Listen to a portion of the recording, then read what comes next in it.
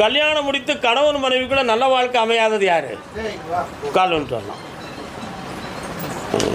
உங்களுக்கு நீங்கள் யாருண்ணே? பொம்பளை பிள்ளைக்கு புரிதல் நல்லா இல்லை. ஓகே மகளே, இன்னும் ஒரு முறை கால் விட்டு வா. காற்றுல என்ன வச்சுருக்கு? நல்லா இருக்கா?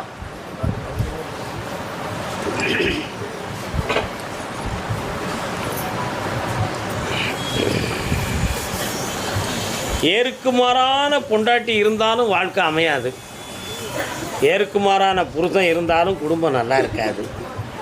இந்த ரெண்டு பேரில் யார் குற்றவாளி அப்படிங்கிறத பார்க்கணும். பிடிவாதமான மனநிலையோ உனக்கு, இரட்டை தாழ்பால் போல உன் புருஷனுடைய மனம், உன்கிட்ட பாதி வீட்டில் பாதி.